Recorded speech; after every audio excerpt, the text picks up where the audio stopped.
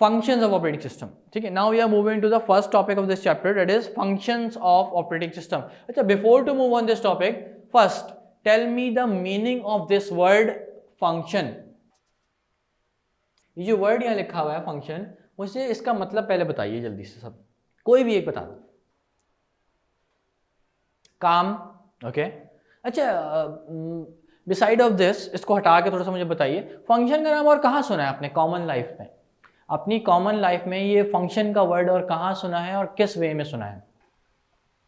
Computer से थोड़ा सा बाहर आ जाए, कंप्यूटर से हटके जवाब देते हैं, इसको डिस्कस करते हैं. हाँ, स्कूल में फंक्शन, वेरी गुड. और साइंस में, ठीक है, और वेरी गुड, सही है. और बताइए. तकरीब, ओके. और बताइए. फातिमा, 14 अगस्त का फंक्शन, वेरी गुड. अच्छा, ये जो फंक्शन होते हैं, जैसे कि शादी का फंक्शन, बर्थडे फंक्शन, ठीक है, there are the lots of type of functions. ये जो फंक्शंस होते हैं, इनका कोई ना कोई एम होता है, कोई ना कोई मकसद होता है, राइट, जिसके बिहाफ पे वो परफॉर्म हो रहे होते हैं. जैसे कि अभी मुझे किसी ने कहा 14 अगस्त का फंक्शन, फातिमा ने कहा, तो इसका मतलब है हम जो वहाँ सेलिब्रेशन करने वाले हैं वो 14 अगस्त से रिलेटेड होगी. Is that clear? अब शादी के फंक्शन की बात करें तो वहाँ पे शादी का इवेंट परफॉर्म होगा. हम बर्थडे के फंक्शन की बात करें तो वहाँ पे बर्थडे परफॉर्मेंस होगी. ठीक है, ऐसे ही उसके हर से हट, मतलब कोई एम जब तक हमारे पास ना हो तब तक कोई फंक्शन परफॉर्म नहीं होता. ये बात क्लेरिफाई होगी सबको? ठीक है, जो कोई एम है जो हमने एग्जीक्यूट करवाना है, जो कोई टास्क है हमारे पास, उसको एग्जीक्यूट करवाने के लिए फंक्शन परफॉर्म होगा और उस प्रोसीजर को, उस प्रोसेस को फंक्शन कहा जाता है. Is that clear now? ठीक है, तो इसी तरह जो जो हैपनिंग हो रही है कंप्यूटर के अंदर, जो जो टास्क परफॉर्म हो रहा है, राइट, वो कंप्यूटर का, वो ऑपरेटिंग सिस्टम का फंक्शन कहलाएगा.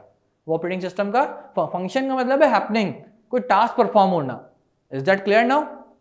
It's somehow like a program. ठीक है, इज दैट क्लियर नाउ? ठीक है, now we are moving forward to the functions of operating system. Operating system manage every activity of a computer. ये बात हमने पीछे भी पढ़ ली थी, राइट.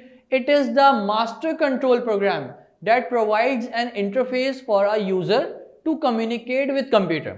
अच्छा, ये एक इंटरफेस प्रोवाइड करता है यूजर को ताकि यूजर कंप्यूटर से कम्युनिकेट कर सके.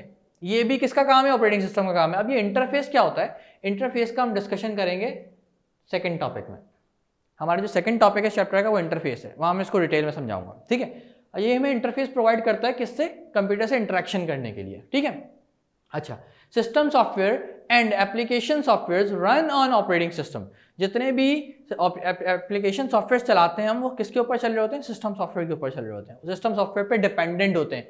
अगर कंप्यूटर में सिस्टम सॉफ्टवेयर नहीं होगा तो कोई भी एप्लीकेशन नहीं चलेगी, राइट. ऑब्वियस है, अगर कंप्यूटर में विंडोज इंस्टॉल नहीं हुई हुई तो ऑब्वियसली हम कोई उस पर गेम नहीं खेल सकते, ना कोई एप्लीकेशन यूज कर सकते, ना कोई उस पर इंटरनेट यूज कर सकते हैं. कंप्यूटर ऑपरेटेबल ही नहीं होगा, राइट. अच्छा जी, नेक्स्ट वन क्या कह रहे हैं? Operating systems perform the following function. अब वो जो कौन से फंक्शन है, 8 फंक्शन, उस पर मूव करने से पहले मैं ये थोड़ा सा डायग्रामेटिक वे में आपको समझाऊंगा. देखो, ये यूजर है जो यूज करने जा रहा है. ठीक है, अब यूजर ने एप्लीकेशन यूज करनी है, राइट. तो यहाँ पे हमारे पास सिस्टम सॉफ्टवेयर जब तक नहीं होगा तो यूजर तब तक एप्लीकेशन यूज नहीं कर सकता. गॉट इट ना?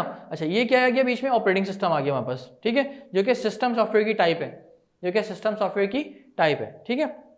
अच्छा, ये क्या आ गया? हार्डवेयर. अब हार्डवेयर से कम्युनिकेट करने के लिए बीच में क्या जरूरी है, किसकी जरूरत है? हमें ऑपरेटिंग सिस्टम की जरूरत है. जब तक बीच में ऑपरेटिंग सिस्टम किस पे इंस्टॉल होता है? हार्डवेयर पे, राइट. जब तक ऑपरेटिंग सिस्टम इंस्टॉल नहीं होगा हार्डवेयर के ऊपर, तब तक हम उस किसी भी एप्लीकेशन को या किसी भी सिस्टम सॉफ्टवेयर को परफॉर्म नहीं करवा सकते. Is that clear?